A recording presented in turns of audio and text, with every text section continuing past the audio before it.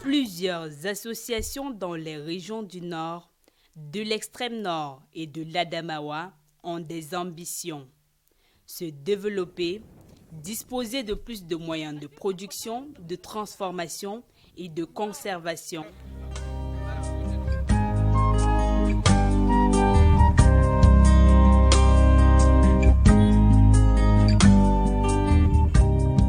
Ces associations font face à un problème, celui du financement pour accroître leur rendement.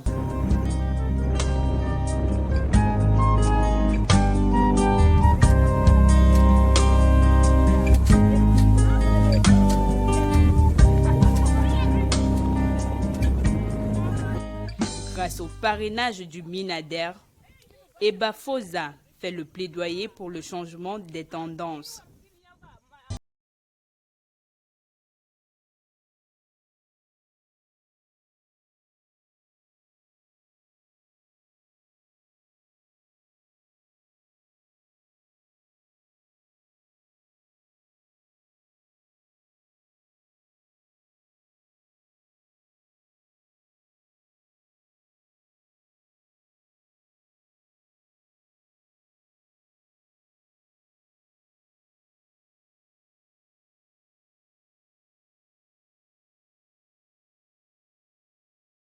Comme il est venu, il nous a détaillé tout.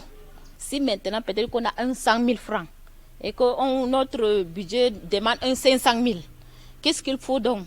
Il faut d'abord la tontine. Et si on finit donc avec la tontine et que l'argent est toujours insuffisant, qu'est-ce qu'il faut? Il faut maintenant faire appel aux autres GIC pour qu'ils viennent à l'aide.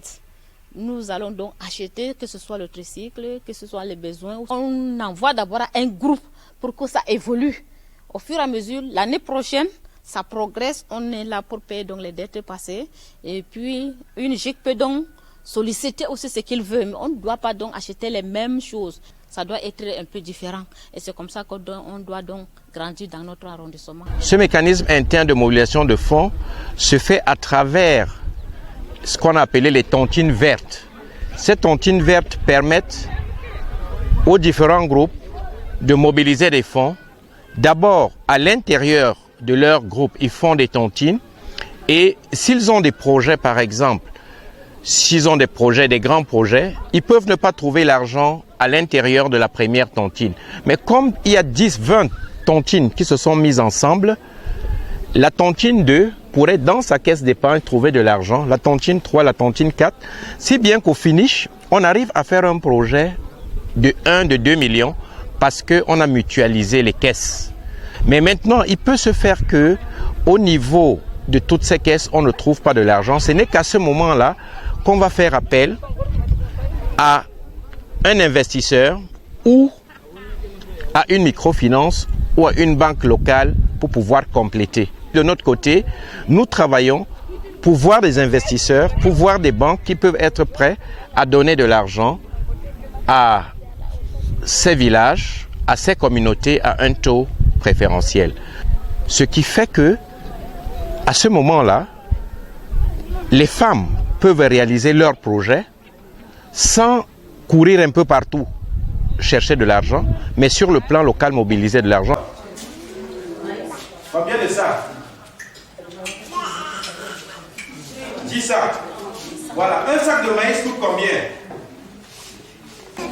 Ça. Et chez vous, un sac d'oignon c'est combien?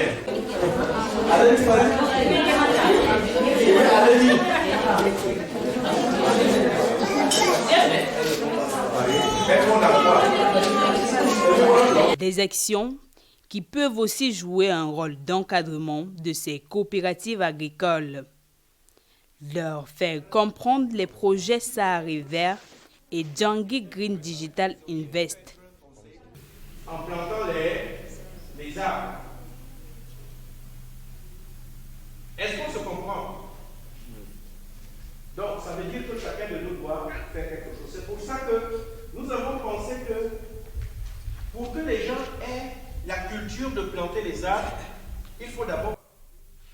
Pour nous, nous pensons que pour qu'il y ait la solution, il faut que chacun ait dans son savet des arbres. Conscient de la portée de ce projet, un outil efficace dans la lutte contre la pauvreté, il était nécessaire d'associer les municipalités et les autres autorités.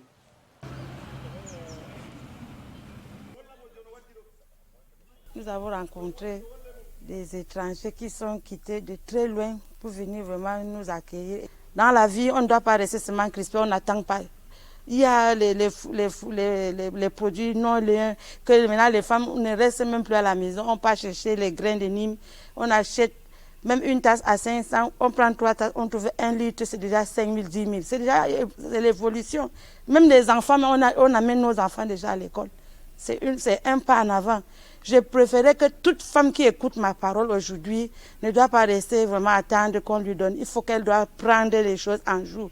Dans toutes les associations, il y a les tontines, il y a tout. On peut même aller, même en France, vendre nos huiles et amener nos enfants à l'école. Ce sont ces enfants qui viendront vraiment garder les petits-fils qui sont en arrière. De manière spécifique, les coopératives ont été formées sur l'engrais bio.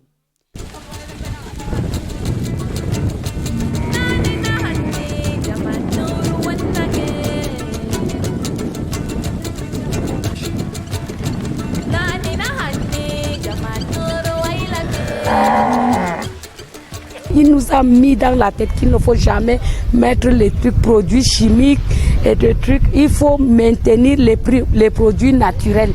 Donc il faut cultiver avec les choses naturelles. Donc mettre, ce n'est pas, il faut apporter les engrais par là, non. Appauvrir le sol, non. Il faut donc maintenir les produits, donc les trucs naturels. Comme les femmes ont expliqué, il y a des déchets ménagers, donc des trucs qu'il ne faut pas prendre, c'est ça qu'on doit utiliser actuellement. Les déchets des Nîmes là, on doit aller mettre dans le sol pour bien encore renforcer nos sols qui sont déjà un peu appauvris. Dans le système maintenant de transformation des produits agricoles, on aura besoin des jeunes pour un certain nombre d'activités. Dans le système de production, toute la chaîne, si je commence dès le début, par exemple, la production des engrais naturels, on peut avoir des groupes de jeunes dans ce village dont leur rôle c'est seulement de produire des engrais naturels à partir des bousses et des urines de vaches. Au même moment, j'ai vu qu'il y a des nimiers partout, on va produire des pesticides qui vont permettre maintenant de pulvériser les plantes. Et on n'aura plus besoin d'aller acheter les produits.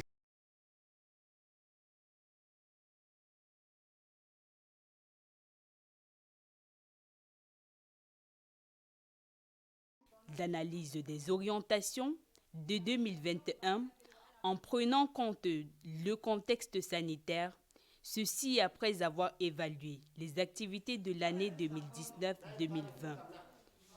Des échanges avec les membres de ces GIC et associations pour à la fin se frotter les mains du fait que les objectifs et perspectives du projet Djangui soient connus par les différentes parties prenantes.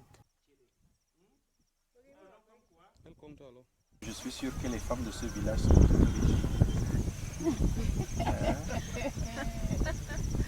C'est tout ce qui m'anime. Je veux voir votre richesse. Nous, on ne donne jamais rien.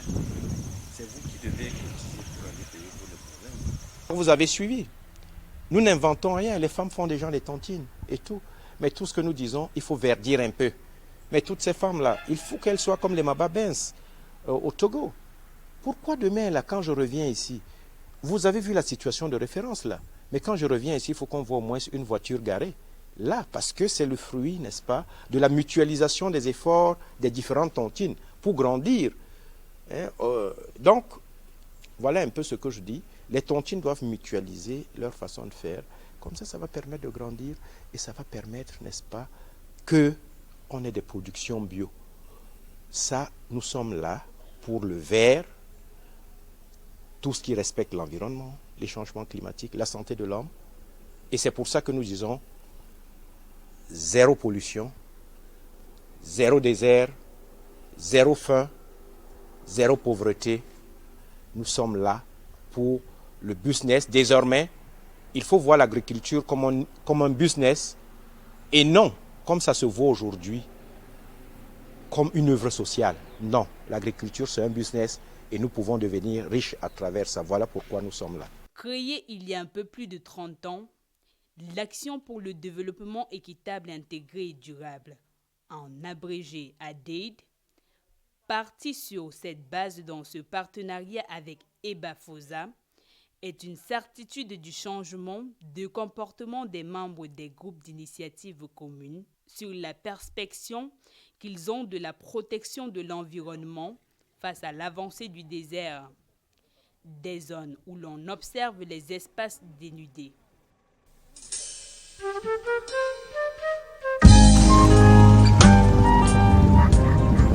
Une prise de conscience porte fruit.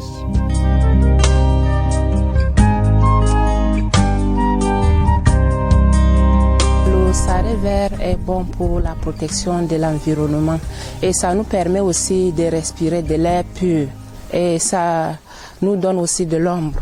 Ce que l'on peut gagner est qualitatif et quantitatif. Le suivi méticuleux et le respect scrupuleux des consignes reçues lors des ateliers avantageux. Ils nous ont parlé de l'environnement, comment protéger nos environnements. Bon, en plantant les arbres. Toute femme, qu'elle soit n'importe où, qu'elle doit avoir 2 ou 5 arbres dans la maison, dans le sarré. Dans le sarré, tu dois planter des arbres et suivre ces arbres.